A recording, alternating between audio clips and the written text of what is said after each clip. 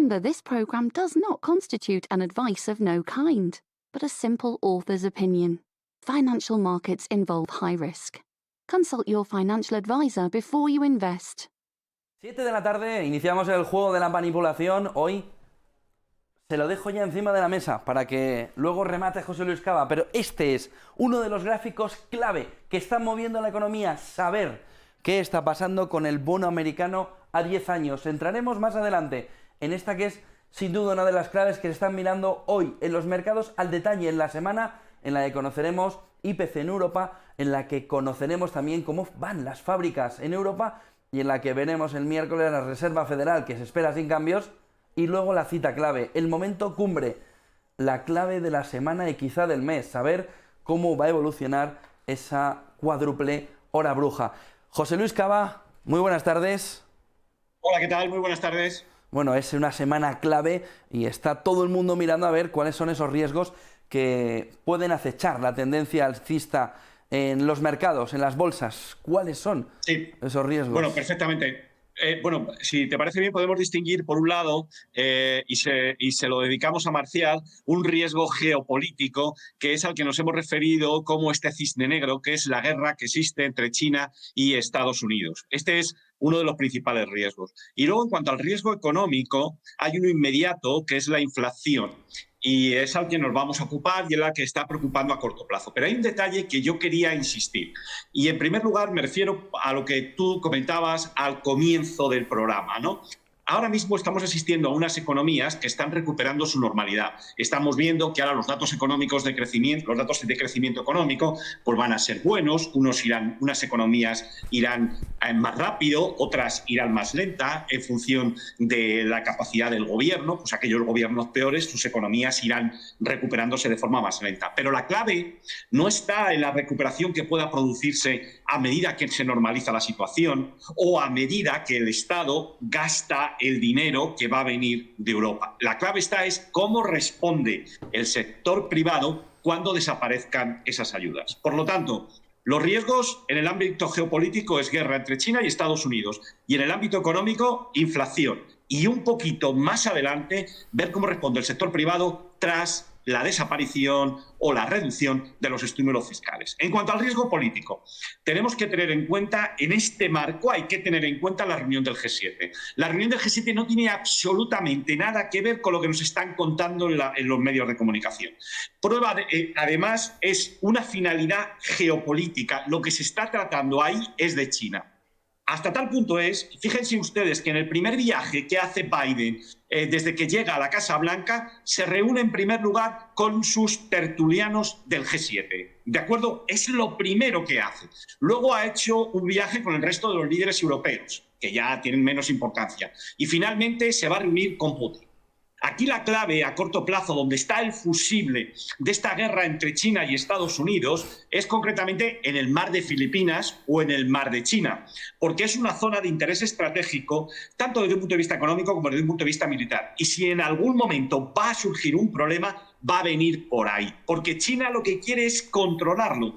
Y evidentemente se oponen Filipinas y Vietnam, tal como vamos a ver en este gráfico.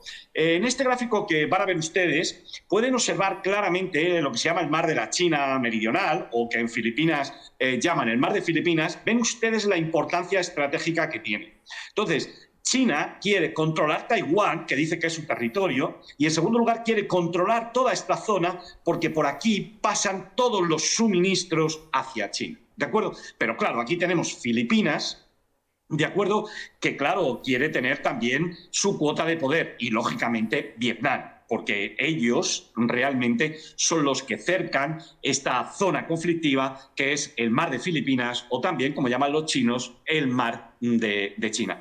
Este es el fusible que en el momento que haya un conflicto en esta zona, las bolsas caerían, ¿de acuerdo? Por lo tanto, este es el principal riesgo geopolítico que está concentrado ahora mismo ahí.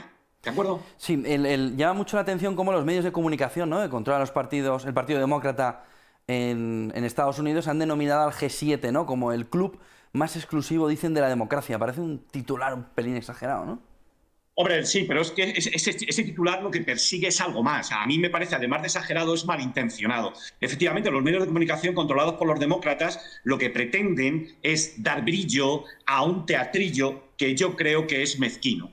Pretenden hacer creer que los políticos del Partido Demócrata son muy buenos y que persiguen nuestro bienestar, cuando no somos tan simples. En realidad son unos frívolos incapaces de resolver los problemas del planeta y lo único que persiguen es su interés y el de las élites que los han elegido. ¿De acuerdo? Es más, nada más basta con que ustedes vean lo que ha añadido o lo que ha conseguido este grupo de tertulianos de élite desde la constitución del G7 en 1976 para que ustedes se den cuenta que no han hecho nada por el mundo. Fijémonos, el caso paradigmático, yo por la proximidad a UK, yo lo veo en Boris Johnson. Estos medios de comunicación controlados por los demócratas pretenden presentarlos, miren ustedes la foto, como Boris Johnson ocupa el centro, y que quieren presentárnoslo como un líder mundial, cuando en realidad, con los que hemos vivido en UK o incluso cuando hemos visto la tele aquí, es una persona que suele comportarse, y sobre todo los que lo conocen en Bruselas, porque estudió en el colegio de la Unión Europea, saben que es una persona que suele comportarse con poca seriedad, que pretende ser simpático y que en realidad resulta ridículo y a veces molesto, ¿de acuerdo? Luego se ve claramente que este es un grupo de personas a las que nos las quieren vender como salvadores del mundo, pero fíjense ustedes en lo único que se han puesto de acuerdo. En lo único que se ha puesto de acuerdo este grupo de imprudentes es que realmente lo único que les preocupa es que la deuda siga creciendo, es decir, que la burbuja siga creciendo, es decir, no están solucionando absolutamente nada. Esto es un patadón pa'lante, como decía aquel entrenador de la selección española, que era Clemente, patadón pa'lante, pero no están solucionando absolutamente nada. Ahora bien, los medios de comunicación le dan un brillo a este teatrillo que no se lo merece. Lo que pasa es que quien nos esté escuchando puede pensar cómo ellos van a estar intentando empujar a ellos mismos su deuda y qué objetivo pueden tener para pensar y creer y querer que esa deuda crezca, José Luis. ¿Qué puede estar detrás? Es que el problema que tienen es que no tienen ninguna solución. ¿De acuerdo? Tenemos un sistema capitalista, precisamente de capitalismo de amiguetes, que ha llevado a una situación grotesca en la que la economía, si tú te fijas, la economía solamente puede tirar hacia adelante a base de estímulo fiscal y estímulo monetario. Han provocado una burbuja y no saben cómo resolverla. Y la clave la tienen. Si ahora mismo el Banco Central Europeo, si ahora mismo el Banco de la Reserva Federal, ahora mismo optara por reducir la cantidad de dinero que hay en circulación, la economía se vendría abajo. Aquí esto es patadón pa'lante y a ver a dónde nos llevamos. Con una intención clara, lo hemos dicho aquí varias veces, tanto Marcial como yo, la Agenda 2030 y el Gran Reset. Es decir, esta gente no tiene ninguna solución, no van a solucionar nada y esto es para seguir adelante con esta burbuja hasta que dure. Y luego ya veremos qué pasa. No tiene soluciones. Resulta un poco vergonzosa esa conducta también de Estados Unidos que hemos visto en el G7, ¿no? Ha estado acaparando el suministro de vacunas junto al Reino Unido. Se ha visto ahí como Europa tenía una posición muy complicada y sin embargo ahora se presenta en la cumbre del G7 prometiendo que va a donar 500 millones de dosis de vacunas anti-COVID al resto del mundo. Dice, muy pronto, soon, lo pondremos muy pronto en el mercado. Pero ¿y por qué no lo habéis hecho antes? Claro, es que son unos hipócritas y se ve claramente que viene con esto para vendernos. Pero es que además hay otra cosa peor. Si tú te das cuenta, esa cifra es ridícula si tenemos en cuenta los miles de millones de personas que la necesitan. ¿De acuerdo? Esto Biden y su élite de tertulianos, que no es más que una tertulia simplemente en la que han puesto los focos y le han dado brillo los medios de comunicación, como decía antes, en la que nos quieren hacer creer que son los salvadores del mundo. Pero es un mundo que tiene los problemas que ellos mismos han generado y que además no han generado los problemas y no saben solucionarlos. Con lo cual es todo muy ridículo, ¿de acuerdo? Es muy ridículo. ¿No crees que el G7 se ha convertido ya en una especie de anacronismo que ya no refleja además la realidad del mundo, que ha cambiado significativamente? Hombre, es que el G7, yo creo que estoy de acuerdo contigo en que es un anacronismo, pero hay algo más, ¿eh? Y si te fijas, mira qué detalle. El grupo de los G7 detentan el 70% de la riqueza mundial. Es decir, estos son los ricos, estos son la élite, los chulitos del barrio, ¿de acuerdo? Pero fíjate que tienen el 70% de la riqueza mundial, pero solamente tienen el 30% de la producción económica del mundo. Es curioso, pero es que el siguiente paso más curioso es que no incluyan a China. ¿Cómo me puede decir usted que viene a salvarnos cuando no incluye a China, que es, además, uno de los miembros en los que, desde un punto de vista económico, tiene una gran importancia. Si te das cuenta, cuando vemos que estos ricos representan el 70%, acumulan el 70% de la riqueza del mundo y solamente producen el 30% de la producción mundial, te das cuenta que vemos palmariamente el problema del capitalismo de amiguetes. Esto no es capitalismo, no nos engañemos, es capitalismo de amiguetes gestionado por unos bancos centrales que podemos denominar como los sheriff de los ricos, ¿de acuerdo? Y han creado una situación en que la acumulación de riqueza en manos de una élite selecta es cada día más evidente. Pero lo peor de esto, José Antonio, a mí lo que realmente me molesta es que da pie a los partidos populistas para que utilicen este argumento para conseguir votos. Estos partidos populistas realmente no van a perseguir tampoco nuestro bien, solamente persiguen el bien de los propios políticos que están en el Partido Populista, que cuando llegan al poder le venden su voto a las élites, a estas élites que acumulan riqueza. Quería mostrarles estos gráficos para que ustedes se hagan una idea de la magnitud del problema y de la vergüenza que da ver el G7. Miren ustedes, les he traído varios gráficos para que ustedes se hagan una idea. Estos gráficos representan la economía de los Estados Unidos. Miren ustedes, el 1% de los más ricos de Estados Unidos, esta es la riqueza que detentan ahora actualmente, ¿de acuerdo? Pero la cifra me da igual. Lo que quiero que se fijen ustedes es cómo ha crecido desde 1989 y cómo se ha acelerado, ¿de acuerdo?, durante los últimos años e incluso durante la pandemia. Cuando uno coge la riqueza del 50%, ¿de acuerdo?, que detenta la menos riqueza, el 50% que detenta menos riqueza en Estados Unidos, ven ustedes que la cifra es ridícula. Sí, ha crecido en los últimos años, pero es una cantidad ridícula. Un 50% detenta 2 billones y el 1% detenta 34 billones. Ven ustedes que ha crecido, pero no ha crecido en valor absoluto, ha crecido, pero cuando uno va a términos relativos no es así. Ahora les voy a enseñar el gráfico del porcentaje de la riqueza de Estados Unidos. Antes les he mostrado el valor absoluto, ahora les lo voy a mostrar en porcentaje. Mire, el 1% de la población que acumula más riqueza en Estados Unidos detenta el 31,4% de la riqueza total. Y además incrementándose respecto al año 1989. Este dato lo he traído del Banco de la Reserva Federal. Pero miren ustedes qué curioso que el 50% de la población que acumula menos riqueza solamente detenta el 2% y ha disminuido con respecto al año 1989. Con lo cual, se ve que la población menos cada vez es más pobre, es menos rica, ¿de acuerdo? Y no hay esperanza por lo que estamos viendo. Pero es que fíjense, cuando vamos a la bolsa, el 50% de la población menos rica solamente detenta el 0,6% de la riqueza en acciones. Esta parte de la población no se beneficia de la subida de la bolsa. Adivinen ustedes quién se beneficia de la subida de la bolsa. Ese 1% de la población más rica que tiene el 53% de la riqueza bursátil. Luego se ve que cuando los bancos centrales inyectan liquidez en el sistema, cuando los bancos centrales rescatan bancos, a los que están salvando es a los ricos. Y esto es el G7, señores. Lo que pasa es que resulta tan evidente que nos lo tiene que vestir una prensa controlada, dócil, aduladora, para que no nos demos cuenta. Pero esto es lo que hay, ¿de acuerdo? Y luego, como además todavía son más descarados, ven ustedes cómo se incrementa el precio de la vivienda. El acceso a la vivienda ahora mismo, los particulares que quieren comprar una vivienda para vivir en Estados Unidos se están enfrentando como competidores a fondos de inversión que tienen una gran cantidad de dinero por la política monetaria expansiva o ultra expansiva de los bancos centrales. De tal manera que si ustedes se quieren comprar una casa en Estados Unidos, cuando vayan a hacer la oferta, resulta que la otra persona que está haciendo la oferta probablemente es un fondo de inversión.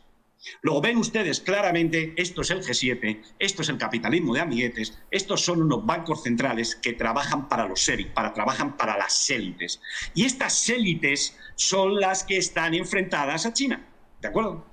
Que lo que buscan en el fondo, aquí los bancos centrales, viendo estos gráficos, es directamente que los ricos acumulen aún más riqueza.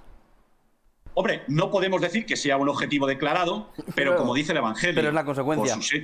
Por sus hechos los conoceréis. Y los hechos sí que confirman que el resultado de las políticas del Banco de la Reserva Federal ayudan a un grupo muy específico de la población, a los más ricos, que son los que poseen las acciones, los que poseen los bonos y los que se benefician de los rescates bancarios y de las compras de bonos de alto rendimiento. Esto es lo que hay, señores. Esto es lo que hay. Esto es lo que hay que cambiar. Esto no es neo-keynesianismo. Esto es sinvergüenza. Sinvergonzonismo.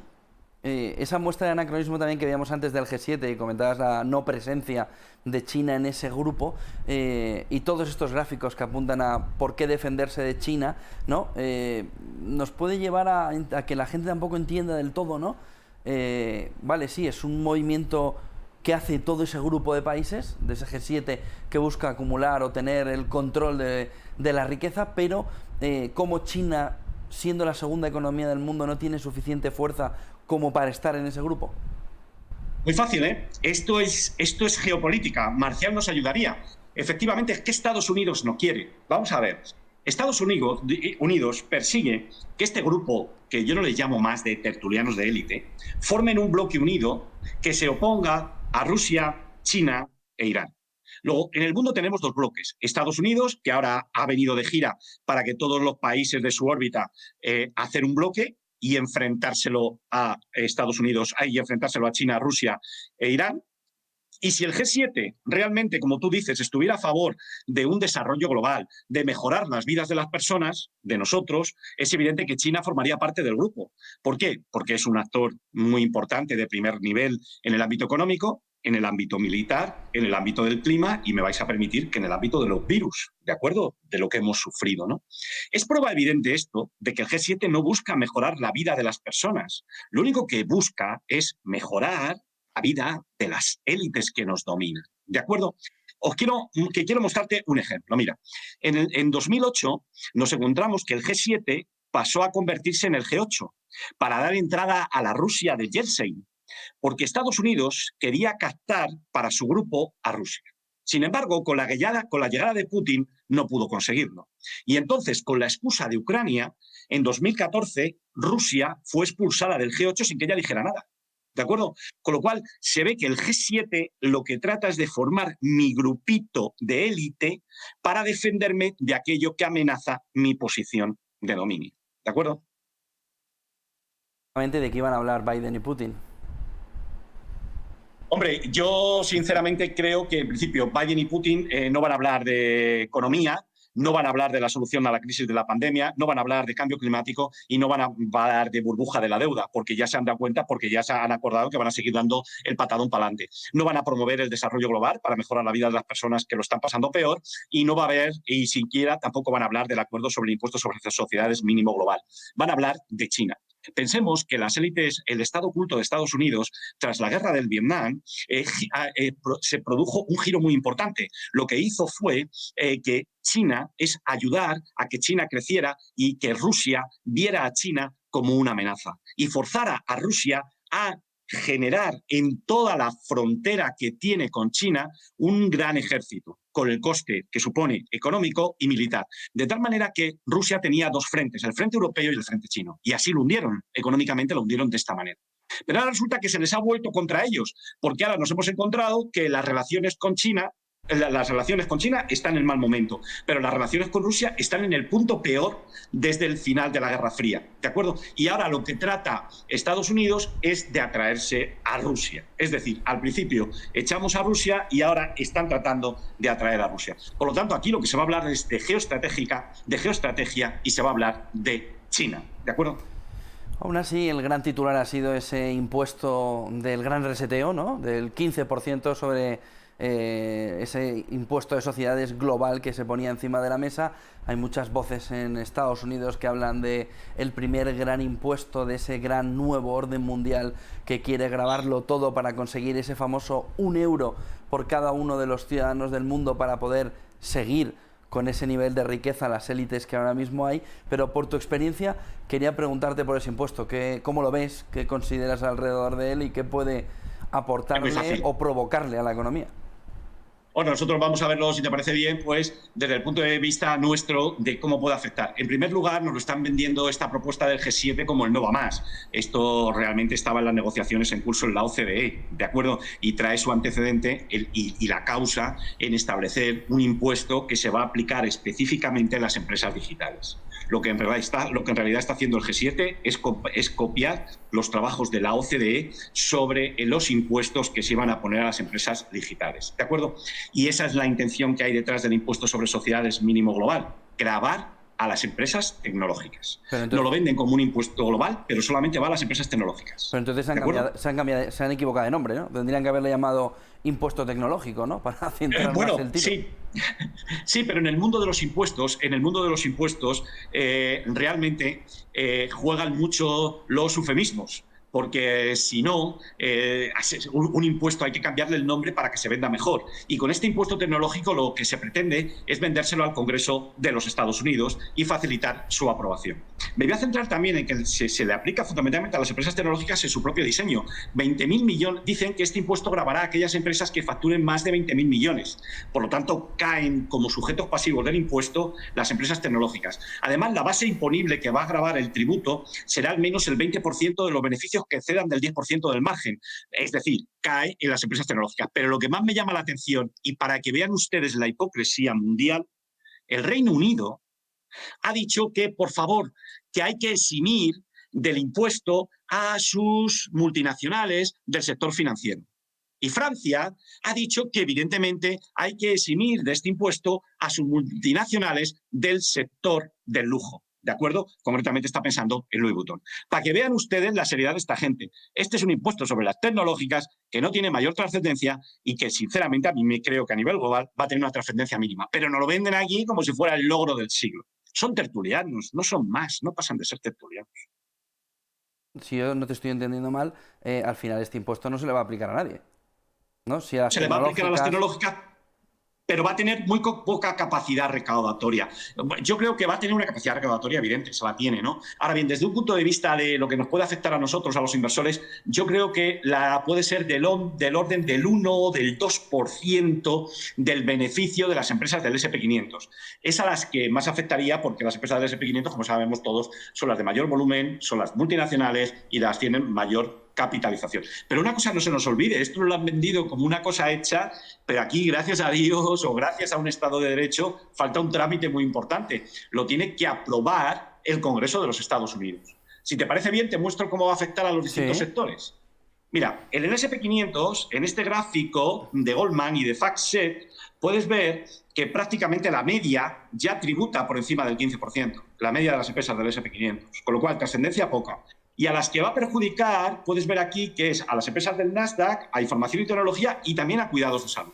¿De acuerdo? Estos son los sectores que más pueden verse perjudicados. En cuanto al SP500, pues ves aquí que se estima que el impacto en el beneficio por acción sea del 1%. Y en cuidados de salud del 2% y en las eléctricas algo más del 2,5%. Con lo cual ves que prácticamente no va a tener una gran trascendencia, pero además todavía tiene que ser aprobado por el Congreso de los Estados Unidos, que hay que discutirlo. Fíjate lo rápido que iba a aprobar Biden el plan de infraestructuras y mira los problemas con los que se está encontrando y lo que están tardando en aprobar. Hablabas de Francia, claro, ahora entiendo por qué Louis Vuitton el otro día también marcaba esos nuevos máximos después de que Francia, como dices, pretendiera defender a Louis Vuitton de ese impuesto global, pero ¿tendrá suficiente fuerza Francia como para evitar en este club que Louis Vuitton pase por caja? Pues yo creo que sí. Esto van a establecer porque aquí el objetivo que tienen es que paguen las tecnológicas y lo van a conseguir. Y prueba de ello, vamos a ver el gráfico de Louis Vuitton para que nos hagamos una idea, que sepan ustedes que en este mundo donde hay un 1% que tiene tanta riqueza, lo que más tiene que subir, ¿qué es? El lujo. ¿De acuerdo?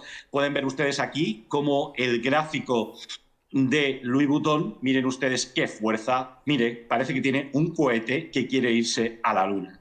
no se ha resentido, como puedes ver aquí, José Antonio, nada de la propuesta del impuesto societario mínimo global. Y si nos fijamos en Alphabet, uno de los que podía ser perjudicado, hasta hoy está subiendo. Es decir, estructura claramente alcista. Miren ustedes dónde está la fuerza, miren ustedes cómo han subido, y a estos les da absolutamente igual todo. ¿De acuerdo? Sí, pero en el caso de Louis Vuitton se entiende, pero en el caso de Alphabet, que sería una de las tecnológicas afectadas, con ese gráfico Pero, tampoco... sin embargo, la cotización no está sufriendo. Si fuera a sufrir mucho, lo veríamos en la cotización. Sí.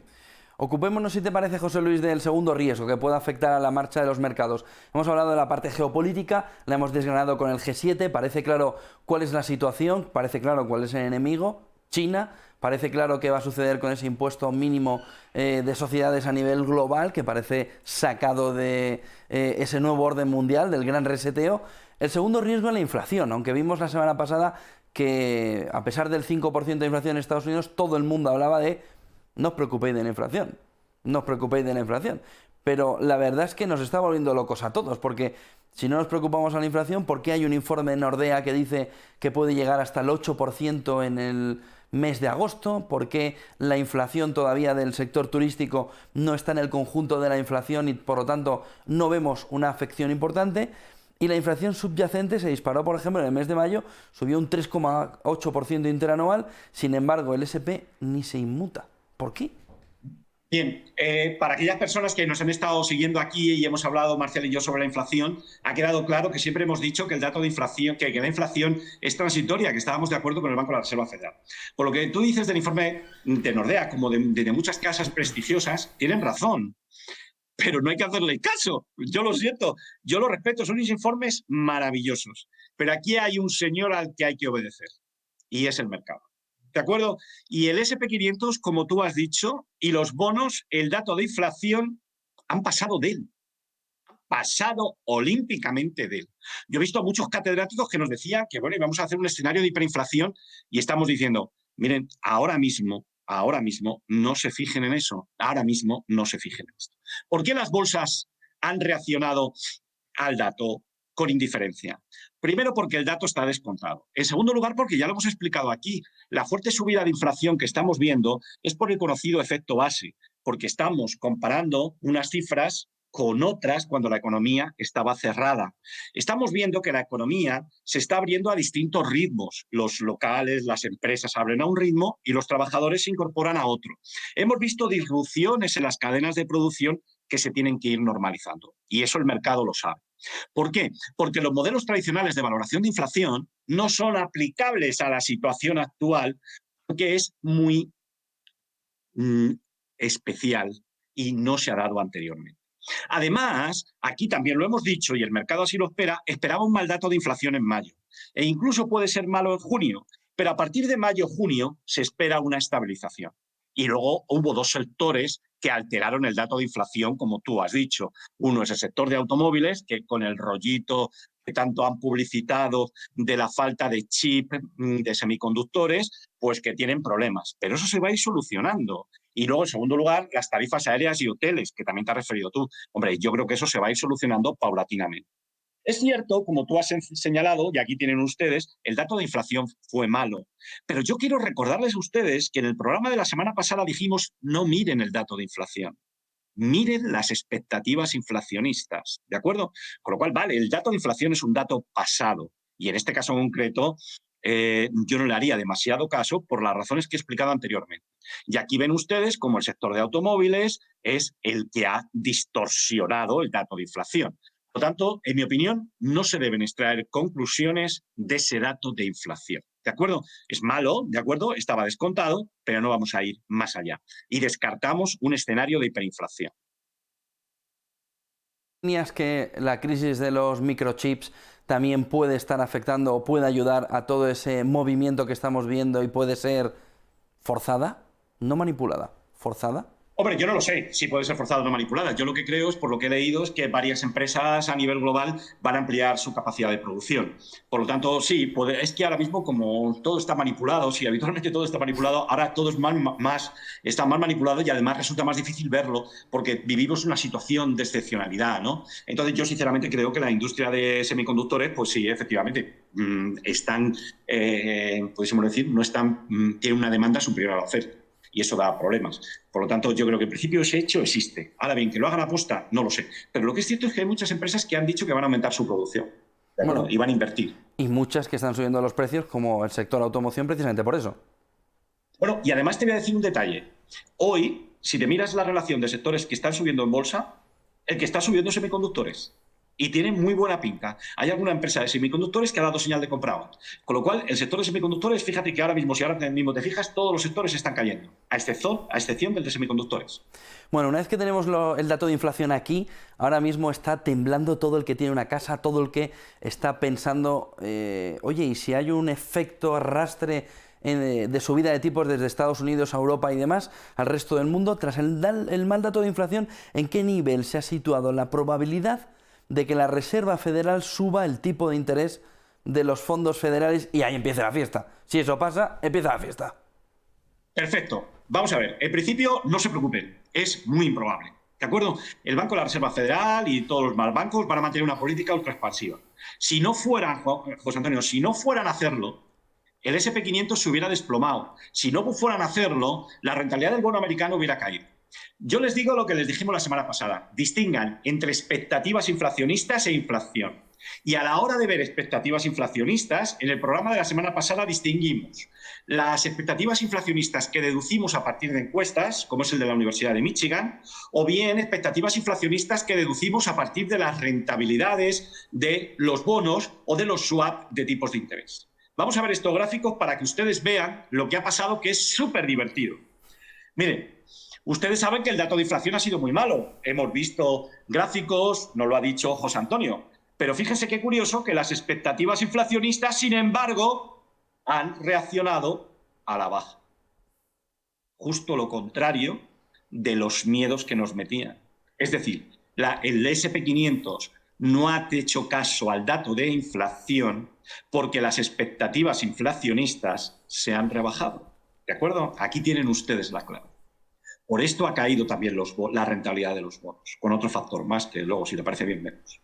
Bueno, pero estas son las expectativas inflacionistas atendiendo a la encuesta de la Universidad de Michigan. Pero me pueden decir ustedes, bueno, y en cuanto al mercado de bonos, pues miren ustedes, si tenemos en cuenta las expectativas inflacionistas que he sacado del Banco de la Reserva Federal de San Luis, pueden ver ustedes cómo también han caído. Y están ahora por debajo del 2,5. Y estas son las expectativas medias inflacionistas de los próximos 5 años. ¿De acuerdo? Luego ven ustedes que la situación incluso ha mejorado. ¿De acuerdo? Y si ustedes se fijan en las expectativas inflacionistas para los 10 próximos años, según el cálculo del Banco de la Reserva Federal de San Luis, están en el 2,32 e incluso han retrocedido. Por lo tanto, no tenemos que tener, en principio, temor a que las presiones inflacionistas se desmadren. En segundo lugar, fíjense lo que ha pasado con el precio de la madera. El precio de la madera, que es necesario en la construcción de casas en los Estados Unidos, miren ustedes cómo se ha desplomado, miren ustedes cómo ha perforado esta media, y miren ustedes de 200 sesiones, y miren ustedes además cómo ha perforado el soporte de la zona 1200. Por lo tanto, estos hechos, los que a mí me hacen pensar, es que las expectativas inflacionistas han retrocedido y de forma justificada. Y tú me preguntas, ¿cuál es la probabilidad de que el FED suba los tipos a final de 2022? Pues mira, en el programa del pasado lunes yo dije, en contra de la opinión de la gente más lista, que yo soy un aficionado, que me gusta esto, pero nada más, yo le decía a Marcial, digo, Marcial, en el año 2022 no van a subir los tipos de interés. Y Marcial me decía, pero José Luis, si la probabilidad la sitúan por encima del 50%, el smart money y tal, dice, ¿cómo puedes tú decir que no lo van a subir en 2022? Digo, hombre, yo no lo sé, pero a mí me parece muy improbable que lo suban. Bueno, pues fíjate, a pesar del mal dato de inflación, la probabilidad de que suban los tipos de interés en 2022 ha caído con decisión. ¿Lo ven? Luego, no tengan miedo a la inflación, nos están metiendo miedo. Cuando les hablen de inflación, miren ustedes expectativas inflacionistas. Vayan ustedes al Banco de la Reserva Federal de San Luis, metan en el buscador 5 años ratio de inflación, el break-even, y podrán estar ustedes informados de cómo va la inflación de verdad, la que importa a los mercados, ¿de acuerdo? No la que nos quieren vender los medios de comunicación. Se produce cuando tocamos el pico más alto, ¿no? Y por eso a partir de ese momento en el que ya se espera que el pico llegue, como mucho, como tú dices, en junio, julio, agosto, en el peor de los escenarios, ya se pueda recuperar. ¿Es esa la clave, José Luis? Hombre, yo lo que creo es que aquí el problema fundamental, José Antonio, es muy sencillo. Necesitamos que la situación se normalice. Es decir, que las empresas normalicen sus ventas, que las empresas normalicen sus inputs laborales y de bienes de mercancías. ¿De acuerdo? Y que eso se vaya normalizando. Que la gente podamos ir viajando y que la situación se vaya normalizando. A partir de ese momento, veremos cuál es la inflación. Es lo mismo que hoy, por ejemplo, antes tú y yo estábamos hablando de los datos que ha publicado el Banco de España en relación con la marcha de la economía española. Se ve claramente que la economía española va a recuperarse, va a tardar más en recuperarse. ¿Por qué? Porque los que más se tardan en recuperar son porque los gobiernos lo hacen peor. Eso es un hecho indudable. ¿De acuerdo? A nosotros nos da igual. Ahora dicen, no, es que va a crecer mucho. Y mañana verán ustedes cómo los titulares de los medios de comunicación, que va a crecer mucho, que va a crecer poco. No, no, no, no. No miren eso. Ahora va a crecer por un efecto base. Luego va a crecer porque tenemos el plan de estímulo, el plan de rescate europeo. Lo que nos interesa es cómo va a crecer la economía cuando acabe el plan de rescate, cuando la situación se normalice. ¿Será capaz el sector privado por sí solo de mantener las tasas de crecimiento? Eso tampoco lo sabremos hasta que pase mucho tiempo. Y esas son las preguntas. Ahora todos los modelos están cuestionados porque son modelos que no se pueden aplicar a la situación actual. ¿De acuerdo? Bueno, volviendo a los gráficos de antes, entonces podemos concluir que los participantes de los mercados en renta fija, monetarios, consideran que la FED tiene razón al considerar que las presiones inflacionistas son transitorias. ¿Tienen razón? Sí, señor. Sí, señor. Ellos piensan que tienen razón, por varios hechos. En primer lugar, porque los bancos centrales, si tú te fijas, no han respondido ninguno al aumento de la inflación. Ninguno ha endurecido su política monetaria. Hemos visto al Banco Central Europeo, como al Banco de Canadá, apostando por una política monetaria expansiva. Luego, si te fijas en un detalle muy divertido, los gestores de fondos habían abierto posiciones cortas en los bonos, pensando que esa inflación iba a provocar un aumento de tipo de interés, y ya están palmando pasta. Cuando tú has visto que el bono reaccionó con caídas de rentabilidad al mal dato de inflación, es porque los gestores de fondos estaban comprando bonos para cancelar posiciones cortas porque les habían pillado y ya están palmando pasta. Estos tíos que les pagan sueldos millonarios. Y luego, en tercer lugar, hay otro hecho al que ya me he referido anteriormente. El lento ritmo al que van las negociaciones entre demócratas y republicanos con motivo del plan de infraestructuras de Biden. Esto va muy lento. Mira, voy a mostrarles este gráfico para que ustedes echen unas risas conmigo. Me van a decir que soy un poco malo, pero es que lo soy. Por lo tanto, no se trata de ocultarlo. Miren ustedes cómo los bancos, los gestores de fondos norteamericanos, previendo que la inflación iba a ser permanente, abrieron posiciones cortas. Y ahora están como locos cancelando porque se han equivocado y están palmando. Miren ustedes cómo, a pesar del mal dato de inflación, miren ustedes cómo la rentabilidad del bono a 10 años cayó por debajo del 1,50. Querido amigo, aquí nada más que podemos llegar a una conclusión. Aquí la única conclusión que hay es que la gente, los inversores que participan en los mercados de renta variable, bonos y monetarios, creen que el Banco de la Reserva Federal tiene razón. De 1,5, pero yo tengo el gráfico, es uno de los que he enseñado al inicio del programa. Fíjense en este gráfico, porque aquí José Luis Cava lo que nos marca es otro punto. No es el 1,50, es el 1,30, José Luis. Aquí no nos pones el 1,50, sino que fijas ahí una caída, un descenso que llega hasta el 1,30, José Luis. ¿Por qué fijas el descenso de la rentabilidad que se pare en ese punto del 1,30 de rentabilidad? Es muy importante. Porque el 1,30, si tú te fijas, la subida que ha habido de los tipos de interés de 0,50 a prácticamente 1,80 ha sido una subida muy potente. Y ahora lo que está haciendo el tipo de interés es corregir esta fuerte subida. Ahora lo más probable es que se dirija a la zona del 1,30. En este intervalo de rendimiento, aquí los gestores de fondos van a cancelar posiciones cortas. Y como son muy malos, en el momento que haga que cancelen sus posiciones cortas, la rentabilidad del bono debería subir, ¿de acuerdo? Porque la economía se va a recuperar y los tipos de interés van a subir porque lo ha dicho Janet Yellen. Y es muy probable que asistemos que los tipos de interés que correspondan a una inflación de la zona 2,5%, sean unos tipos de interés más próximos al 1,8 y al 2. Entonces yo he puesto aquí el nivel del 1,30 porque el 1,30 es una zona de soporte muy importante y yo creo que va a llegar al 1,30 y ahí va a rebotar. ¿De acuerdo? Vale, pero yo me pierdo aquí ya, José Luis. Entonces, si se perfora ese 1,30, ¿qué significaría? Bueno, si ese nivel de 1,30 fuese... sería gravísimo, fíjate lo que te digo, en mi opinión. Fíjate lo que te estoy diciendo. Ese 1,30, si fuese perforado, nos indicaría que la recuperación sería débil o que la recuperación sería fallida. Y por lo tanto los bancos centrales volverían otra vez a comprar bonos agresivamente o a inyectar liquidez para intentar provocar una recuperación de la economía. Si se perdiera el 1,30, lo que nos pondría manifiesto que la recuperación global sería fallida.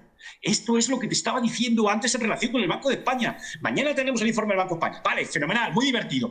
Mira, nos vamos a recuperar porque la economía se va abriendo. Muy bien, luego nos vamos a recuperar porque nos van a dar el plan de rescate y tenemos un montón de pasta a repartir. Y aunque la malgastemos va a haber recuperación económica. Vale, muy bien. ¿Y después de eso qué? Esto es lo que nos dice el 1,30. Si después de eso el sector privado no se recupera, esto se cae.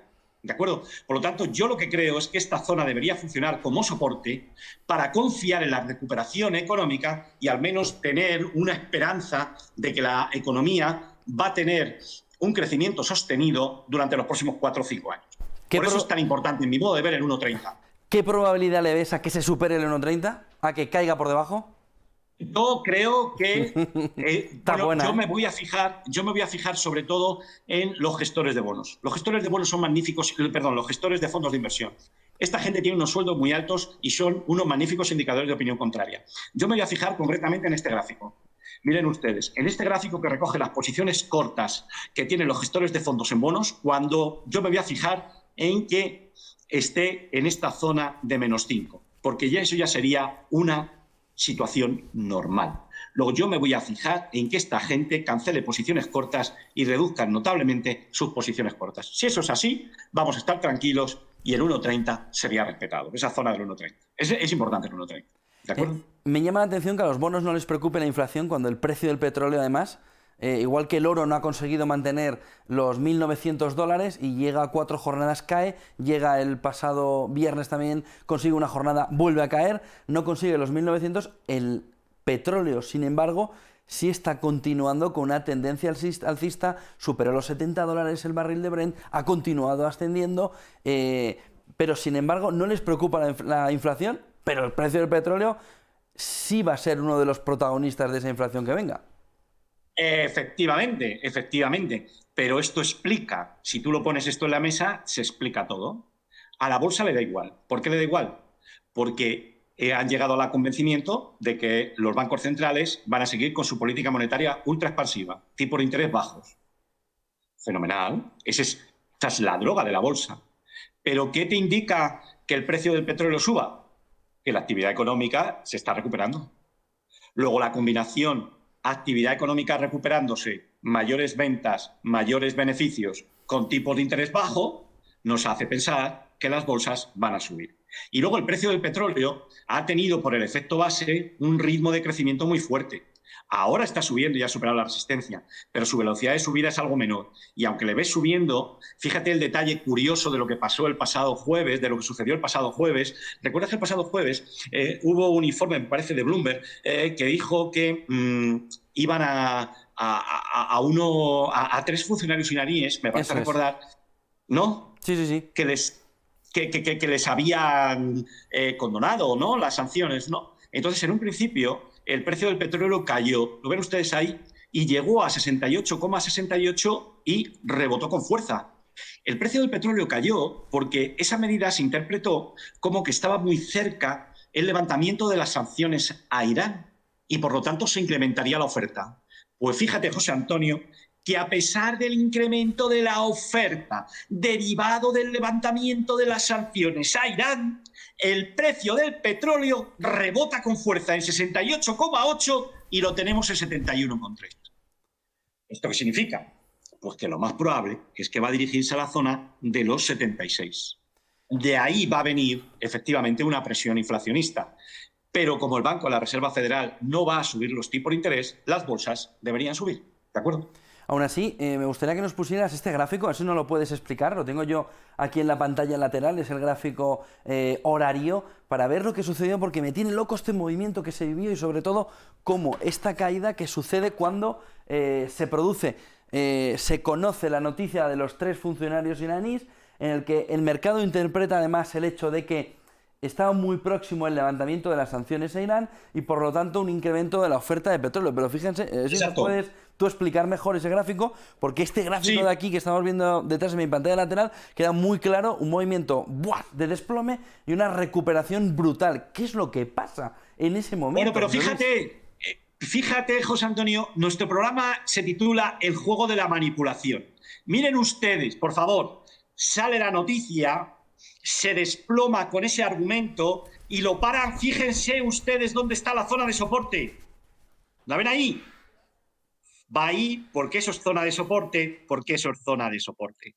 Luego ven ustedes, aquí ya podemos, y miren ustedes con qué fuerza rebota. Cae un poquito más y vuelve a subir. Cae y vuelve a subir. Luego ya se ve claramente, miren ustedes, que aquí hay ya 2 niveles.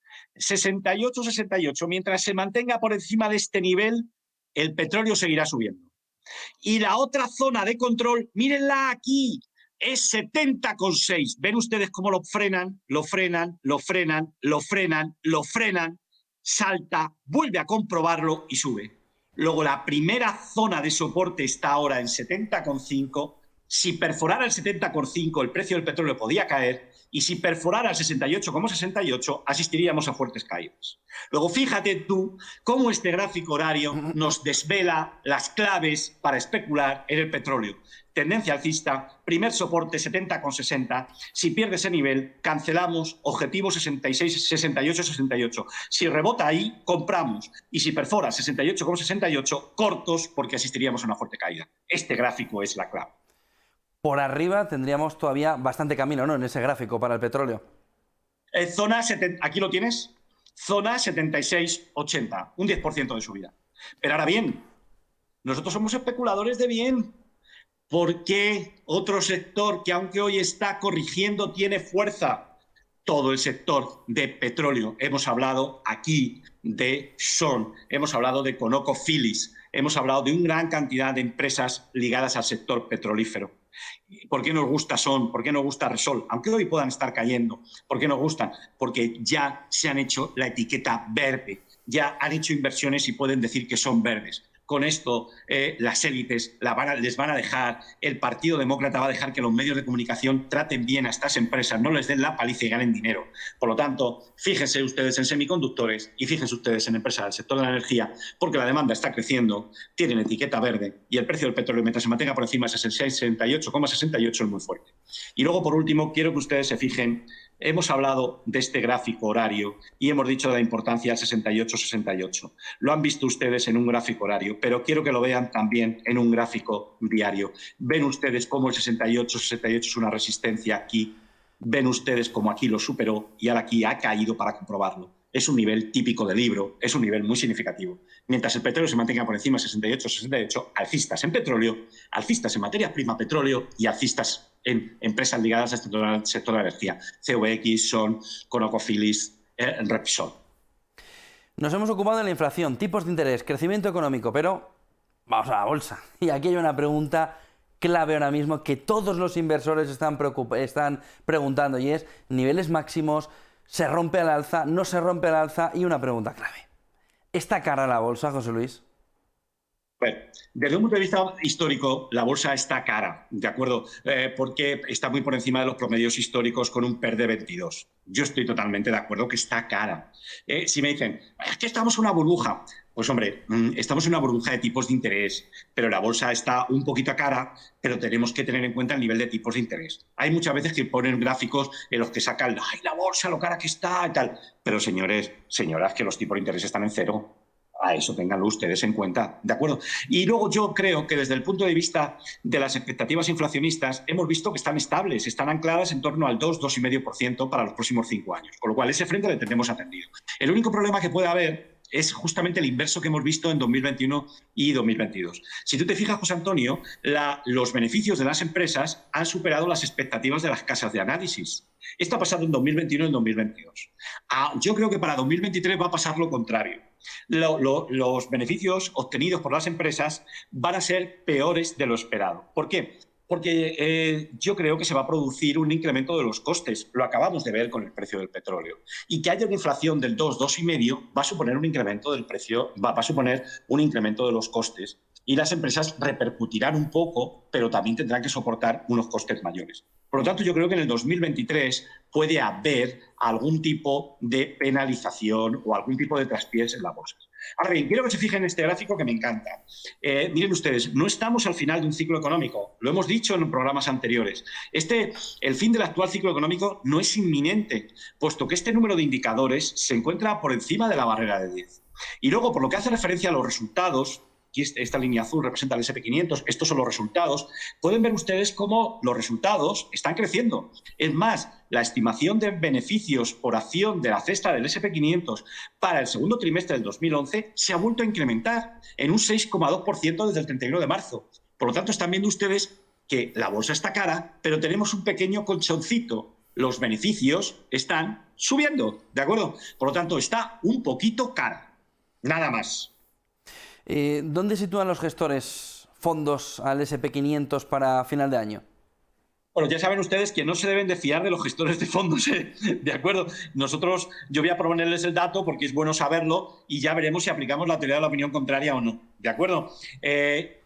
Nosotros nos vamos a defender y nos vamos a defender viendo el gráfico, ¿de acuerdo? Pero vamos, contestando a tu pregunta, ves que la mayor parte de los gestores de fondos creen que el S&P 500 puede cerrar el año entre 4.200 y 4.400. ¿De acuerdo? ¿Lo ves? Luego sí. Consideran, el segundo escenario más probable es que cierre entre 4.400 a 4.600. Y luego el más probable es que cierre a 4.600. Si tú me preguntas a mí cuál es mi pronóstico, pues yo estoy con la masa de los gestores de fondos. Por lo tanto, puedes comprender fácilmente que me siento muy cómodo. Ahora, entonces, ¿vamos a favor y no en contra? No actuamos en una teoría en contra de lo que piensan los gestores de fondos. No. Yo pienso que esto es más probable. Ahora bien, el que manda es el precio y siempre seguiremos al precio. ¿De acuerdo? S&P 500 atrapado entre 4.160, 4.250, pero tenemos el Russell 3000 consiguiendo un nuevo máximo. ¿A qué y a quién se debe, José Luis, este comportamiento?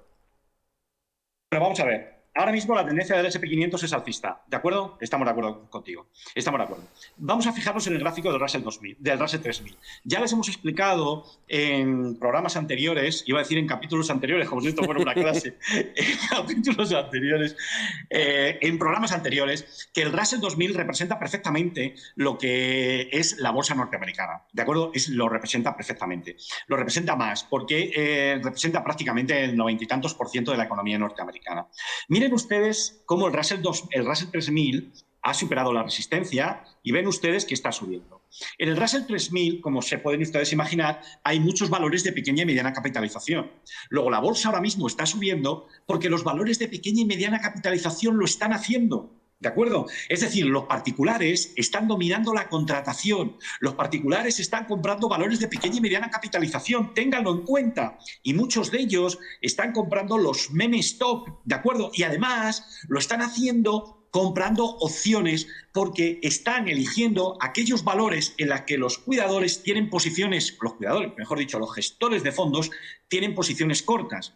Y lo que están haciendo es comprar acciones y comprar opciones para machacar esas posiciones cortas y obligar a los market makers a comprar acciones para cubrir sus posiciones cortas en opciones. Esta es la realidad que está pasando.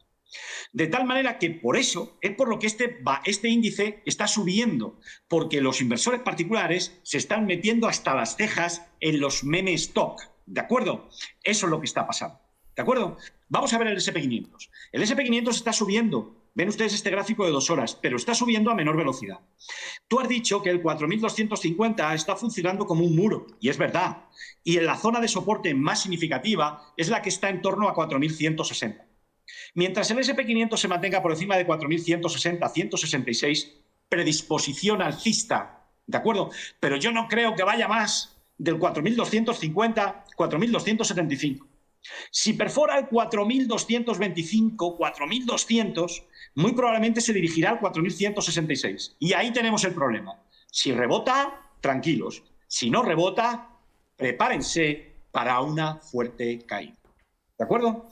Este es el gráfico del Russell 3000 y si les muestro también el gráfico del NISE, pueden ver ustedes que en el NISE observamos dificultades para superar esta zona de resistencia. Luego, si el SP500 perfora el 4.166, el NISE se puede pegar un tortazo. ¿De acuerdo? Estamos en momento muy delicado. Estamos en un mercado, José Antonio, gobernado por los inversores particulares codiciosos en los meme stock. Y el viernes expiran los contratos de futuros y opciones. Cuidadito. Entramos luego, pero antes te quería hacer una última pregunta sobre esto. Nos has dicho que si el SP 500 perfora el 4.160 deberíamos esperar un fuerte retroceso. ¿A qué nivel entonces equivaldría eso en el Russell 3000? Vale, de acuerdo. Bueno, este es el gráfico que hemos sacado del gráfico de 2 horas del SP500 señalando la zona 4.160, 4.166, ¿de acuerdo? Bien, dicho esto, vamos al Russell 3000. Pueden ver ustedes, fíjense ustedes aquí, se ve muy claro. ¿Ven ustedes aquí cómo ha rebotado tras un latigazo?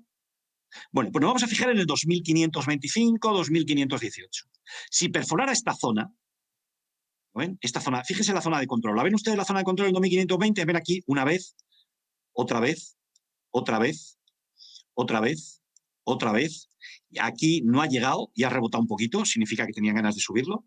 Luego, si perforara el 2.520, ya sería un aviso grave. Y luego ven ustedes este hueco, pues el cierre de este hueco sería bajista.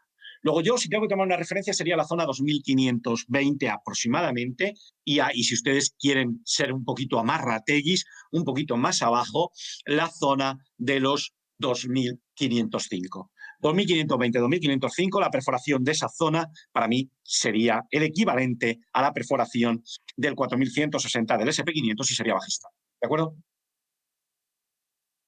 Macro que veíamos durante la semana, pero un poco de refilón. Lo que me comentabas durante todo el día es ojo con que los inversores no tengan en la mente puesta que expiran los contratos de futuros y opciones este viernes, que ese sí es un punto clave que puede meter una oscilación muy importante al mercado.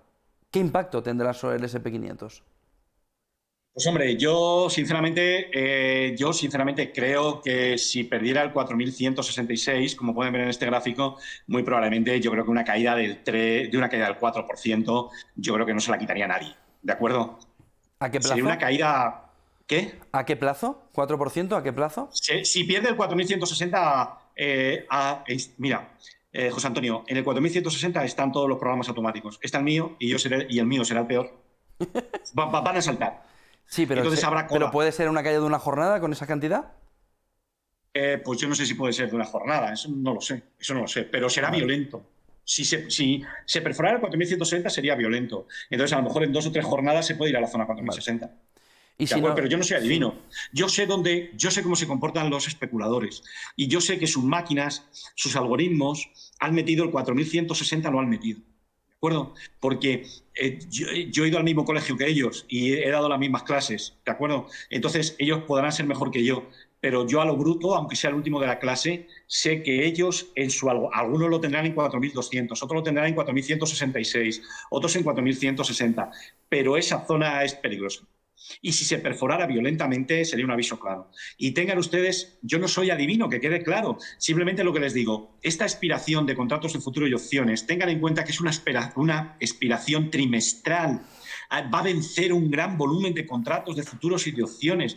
Va a haber un gran movimiento. Entonces, yo no sé cómo ese gran movimiento va a influir.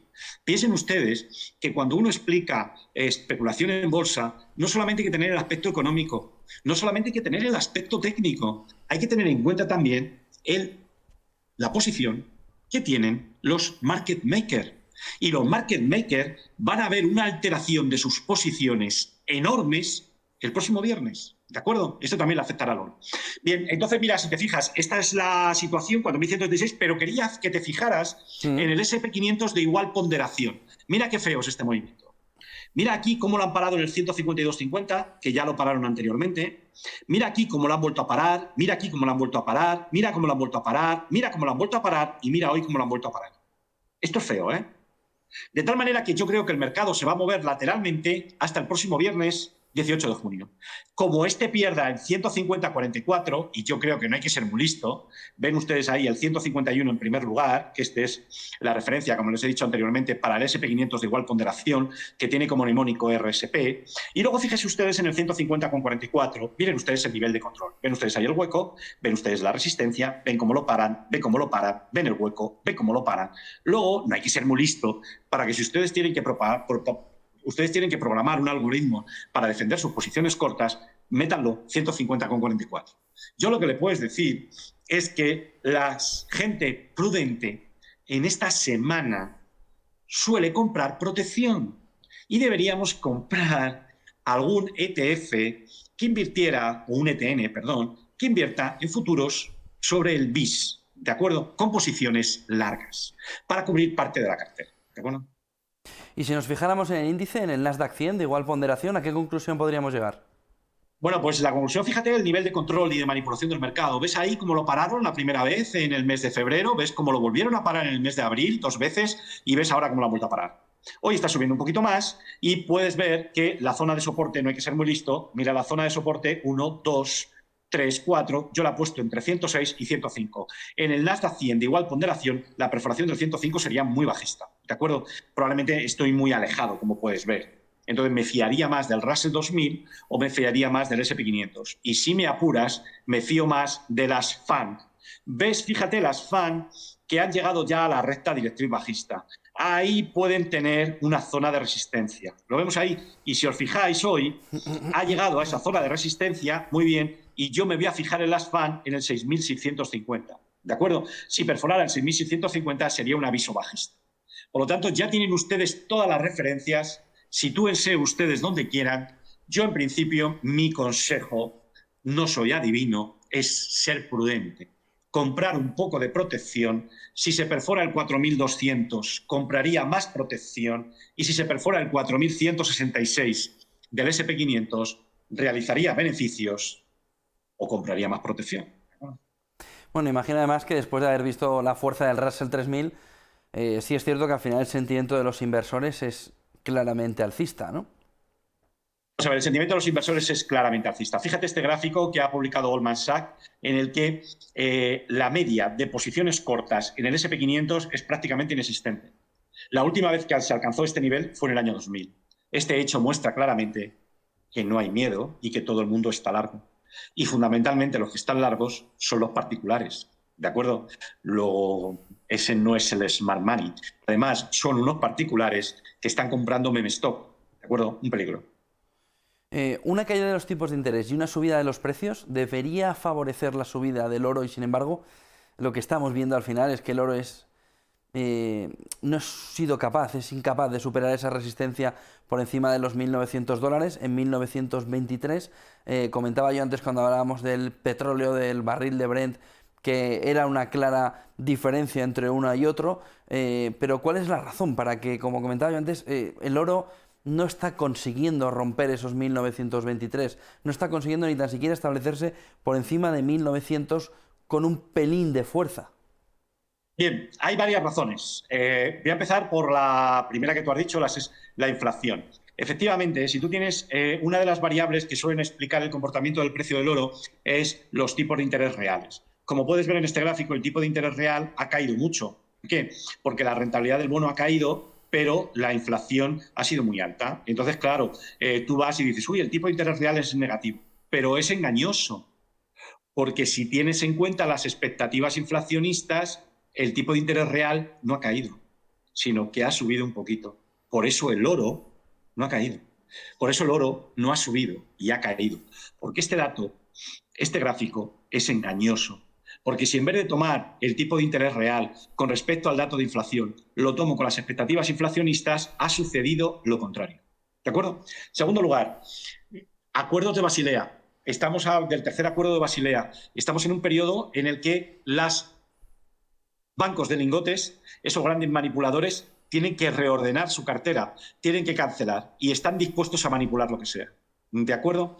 Y luego, en otro lugar, tenemos la expiración de los contratos de futuros y opciones. Piensen que en este mes se produce la expiración de los contratos de futuros y opciones mensuales, pero también habrá expiración de contratos de futuros y opciones y también habrá swap que venzan, que suelen marcar vencimientos semestrales. ¿De acuerdo? Por lo tanto, hay intereses en manipular el precio. Esa es la razón por la que se ha parado el precio del oro. Ahora bien, si tú me dices que el precio del oro ha acabado la tendencia alcista de corto plazo que inició cuando rebotó en 1680, te digo que no. Mira, si te fijas, efectivamente se ha parado al llegar a la zona 1923. 1923 es una resistencia significativa porque representa un retroceso del 0,618 de toda esta caída. Por lo cual, es lógico que en 1923 se haya parado. Lo dijimos, no es una cosa nueva, lo dijimos Marcial y yo hace 15 días. Entonces, si te fijas, además, la pauta que está desplegando es una A, una B y una C. Con lo cual, es lógica. Si te fijas, además, el mínimo de hoy está en una zona de control, de manipulación. Fíjate esta zona cómo ha actuado como resistencia. Aquí también actuó como resistencia, como soporte.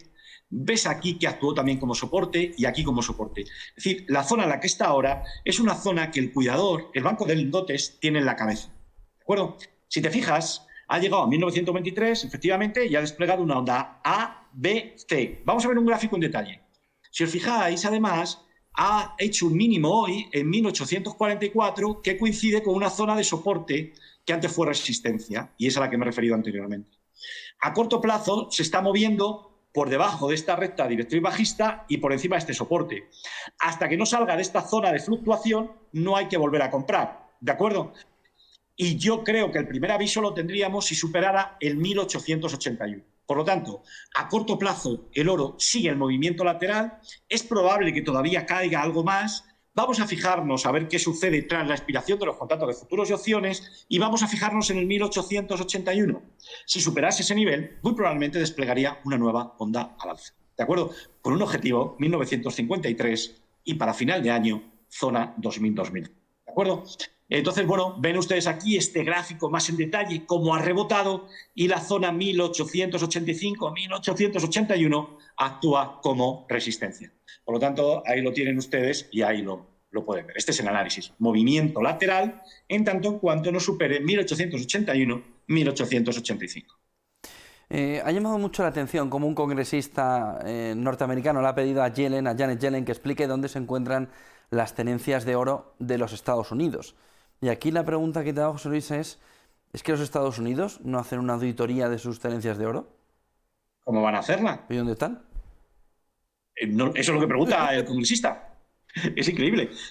Yo he leído el escrito que ha presentado el congresista, todas las preguntas que hace, las iba a traer todas las preguntas, pero eran muchas y podía ser aburrido. Pero lo más divertido de todo es que parece ser que la última vez que hicieron una auditoría fue en 1986. Casi hace 2 décadas. Esto es para hacer una serie de Netflix. ¿Me explico bien? Además, el congresista ha pedido el detalle de todas las operaciones que se han hecho con el oro durante los últimos 15 años, porque dice que todos los bancos centrales de muchos países están acumulando oro y que quiere saber dónde está el oro de Estados Unidos, que es cierto que tendrán 200 toneladas en el Banco de la Reserva Federal de Nueva York, tienen en el Fondo Monetario Internacional, pero es que además ha habido operaciones de préstamos de oro y claro, él quiere saberlo. Se ve claramente que el gobierno federal se resiste a dar esta información, lo cual parece increíble cuando vivimos en este mundo maravilloso en el que todo es de color verde y domina la transparencia. ¿Me explico bien? Bueno, pues los Estados Unidos no han hecho una auditoría, o al menos no la han publicado, una auditoría del oro que tiene, desde 1986. Increíble, amigo mío. Sorprendente al menos. Nos has dicho además esta mañana que en Praga habían puesto una nueva atracción turística que estaba destinada a los inversores. ¿Qué se les ha ocurrido? Pues lo que a ver si se les ocurre a los promotores del turismo en España, que es que el primero que lo haga lo va a reventar. Pero en la República Checa lo han hecho muy bien. Han puesto un cajero automático de oro, de tal manera que tú te vas a Praga como un rey, con precios baratos, sitio bonito, ves la ciudad y vas a un centro comercial que está en el centro de la ciudad, al lado de los cajeros automáticos donde sacas el dinero, pues tienes un cajerito que tiene oro para que tú compres tranquilamente. Hay tres, una barrita de 1 gramo, una barrita de 10 gramos y una barrita de onza Troy. Los precios son competitivos, no te sablean, tienen un recargo del 3% por ser oro físico, ¿me explico bien? Y un amigo mío ha ido a comprar y dice que solamente quedaba una barrita, que la gente se lo llevaba ahí como si fuera chocolate. Oro, y dice oro. que se oía hablar mucho español. Como si fuera oro, ¿no? Se lo llevaban. Pero claro, lo que pasa es que en España tendrías que poner un sistema de protección alrededor del cajero alucinante, ¿no? Sí, de protección del cajero, pero no precisamente por los partidos políticos, por la Hacienda y por el Banco de España. Porque fíjate lo que han hecho. La máquina, primero, acepta dinero en efectivo, en euros o en coronas checas. Fantástico. No estás obligado a registrar la compra con una identificación.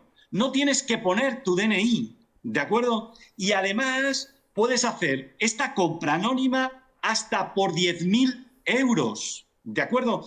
Que es lo que en Estados Unidos también tú puedes comprar anónimamente 10.000 dólares en oro, y en el Reino Unido puedes comprar 10.000 libras siempre y cuando siempre que las compras no superen las 5.000 libras. Y en el Reino Unido solamente te piden el nombre, ¿de acuerdo? Entonces hay mucha gente que va al Reino Unido, compra una onza de oro y da como nombre pues el jugador favorito de su equipo, o el político que odia, o qué te iba a decir yo, Boris Johnson, o cosas de estas. Con lo cual te puedes comprar con dinero en efectivo de forma anónima hasta lingotes de oro hasta 10.000 euros. Lo que pasa es que si lo pusiéramos en España las limitaciones serían importantes. La primera, el del efectivo, ¿no? Bueno, no, hasta 1.500 euros podías comprarlo en efectivo y compra anónima. Es decir, que no De llegas tal manera que aquí... Pero no llegas a un lingote, ¿eh? No llegas a una onza. No, hombre, claro, que no llegas al lingote. Pero bueno, pero por está algo se bien, empieza. ¿no? Claro, por algo se empieza. Hombre, pensemos una cosa, que en un momento determinado, como hizo Roosevelt, el oro se puede confiscar, o bien se puede hacer otra alternativa, ¿no? Que es establecer un impuesto del 75% sobre las ventas de oro, y así lo confiscas de forma indirecta, ¿no? Pero a la gente le gusta, por ejemplo, en el centro de Europa, yo lo he visto, a la gente le gusta mucho comprar oro de forma anónima. Y esta gente tiene mucha experiencia porque han sufrido muchas guerras. ¿Qué tendríamos que hacer? Vamos a ponernos en el caso de que uno de nuestros espectadores dice: me ha gustado la atracción turística, me marcho para allá, voy a Praga. ¿Qué tiene que hacer cuando vuelva con el oro a España? No llevárselo, ¿eh? Para volver. Bueno, si lo quiere traer a España, bueno, en primer lugar, por cabeza, por persona, no se puede entrar no se puede mover más de 10.000 euros. ¿Me explico bien? Y el oro cuenta como si fuera dinero, de tal manera que si traes un lingote que vale, si traes oro que vale 10.000 euros y aparte llevas 100 euros en la cartera, tienes que declararlo cuando llegas a España. Y tienes que declararlo en la aduana a la agencia tributaria, para que la agencia tributaria tome nota. Nada más. Ahora bien, si tienes oro, por ejemplo, por 8.000 dólares y traes un billete de 100 euros en el bolsillo, no estás obligado a declarar. Es decir, mover hasta 10.000 euros puedes mover sin declarar. Pero, por ejemplo, sacar de España más de 10.000 euros hay que declararlo, y para ingresar en dinero en España, para traer dinero en España, tanto sea en oro como en moneda fiat, pues hay que declararlo siempre que el conjunto supere los 10.000 dólares, ¿de acuerdo? No incluimos ese oro que sea de joyas, ¿de acuerdo? Pero todo este oro como inversión, que es el oro en lingotes o dinero en efectivo, se agrupa y tú puedes meter en España sin declarar hasta 10.000. Si superas 10.000, tienes que declararlo en la aduana, para que no tengas problemas con la Hacienda Pública ni te acusen de tráfico, yo qué sé, de dinero. Bueno, O de blanqueo de capitales. Sí, estará bien tenerlo presente, sobre todo para No, hay que tenerlo muy presente. Hacerse la excursión. Y luego, cuando llegues a España, meterlo en una caja de alquiler. No me hagas las tonterías que hace alguna gente que lo mete en la calefacción porque se cree que el detector de metales no lo va a detectar. Los ladrones van, en primer lugar, ahí. Que lo sepan. Buen consejo ese último. Tenemos que concluir el programa de hoy, pero no podemos hacerlo. Yo creo que hay que echarle un vistazo al Bitcoin. Tengo aquí ahora mismo, por ejemplo, una de las principales casas para mirar el precio. Bitcoin, 7,61% de subida, 40.139 dólares clavados. Ha superado ya los 40.000 durante la jornada. Ha recuperado cerca de 6.000 euros en apenas unas pocas jornadas. ¿Es el momento de comprar o seguimos esperando? A ver, desde un punto de vista de medio plazo vamos a seguir esperando, porque no tenemos pruebas de que haya acabado el movimiento a la baja. ¿De acuerdo? Es cierto, y fíjate qué curioso, que aquí lo dijimos, Marcial y yo lo comentamos, dijimos que en la zona de los 30.000, 32.000, en esta zona, se producía la confluencia de niveles de Fibonacci y niveles de Elliott. Y fíjate que está la línea, que no la ha cambiado. También, en su momento, lo pueden ver ustedes en los programas, están colgados en YouTube, los pueden ver ustedes que establecimos una resistencia muy importante en la zona 44.000, ¿de acuerdo? 44.000 y 42.360. Lo que está haciendo ahora es rebotar. Miren ustedes la pauta. Una onda A, una onda B y ahora una onda C. Si miren ustedes el recorrido en precio de la onda A y lo añaden al final de la onda B, les sale un objetivo cercano a los 44.000. Por lo tanto, yo creo que el Bitcoin a corto plazo va a subir, a corto plazo puede subir un poquito más, pero creo que se va a parar en la zona de 44.000. Yo no soy adivino. Solo en el caso de que superara el 44.000, empezaríamos a estudiar y ver si va a recuperar o desplegar una nueva tendencia alcista. De momento vamos a considerarlo como un rebote que pueden aprovechar ustedes en gráfico horario, ¿de acuerdo? O en gráfico intradiario, con un objetivo zona 44.000, ¿de acuerdo? Pero bien, yo en el momento que llegue a la zona 42.350, 44.000, estoy seguro que los algoritmos ya están preparados para vender. Aún así, la subida es espectacular. Si vemos desde el 8 de junio, el 8 de junio estaba a 31.400. Hoy ha conseguido incluso tocar por arriba ya esos 41.000. ¿Se puede meter en una banda lateral, tal como se ve el último gráfico que nos has enseñado? Sí, yo creo que, vamos a ver, aquí el motivo por el que está subiendo es porque había un fuerte sentimiento bajista. Mira, si lo ves en este gráfico, ves aquí cómo la capitalización total que tenía el Bitcoin en el conjunto del mercado de criptomonedas ha descendido notablemente por el precio y porque probablemente mucha gente se habrá desprendido. Y en segundo lugar, yo lo que creo es que esta zona es una zona de soporte muy importante. Y aquí la gente ha capitulado. ¿No te das cuenta que han hecho barridas aquí? Mira aquí la barrida esta. Aquí hacen una barrida y a continuación una fuerte subida. Corrige, otra fuerte subida, hoy fuerte subida, luego hoy, a finales de hoy o mañana caerá un poquito y luego un nuevo intento. Es un mero rebote dentro de un gran movimiento lateral, pero yo no soy adivino. Yo lo que digo es que 44.000 es una resistencia muy importante. Miren ustedes cómo esta resistencia funcionó y la tiene en la cabeza el cuidador. Ven ustedes ahí cómo funcionó como soporte y aquí también estuvo como soporte. Por lo tanto, yo creo que se puede parar ahí y lo más probable es que esté un momento lateral. Solo si supera el 44.000 nos replantearíamos este razonamiento, ¿de acuerdo? Porque yo no soy adivino, yo voy detrás del precio. Pues si no tienes algo más ya, José Luis, yo creo que podemos poner fin a tu clase de hoy, de este juego de la manipulación. Bueno, no es una clase, es compartir lo que me gusta. El compartir, y en segundo lugar, solamente simplemente les digo, no se confíen, esta semana puede ser peligrosa, ¿de acuerdo? Y luego cada vez que vea que los medios de comunicación le dicen algo, de verdad, vayan al gráfico. El gráfico es la verdad. Muchísimas gracias, José Luis Cava. Este juego de manipulación se cierra aquí. Buena semana, buen negocio, José Luis. Bueno, intentaremos protegernos.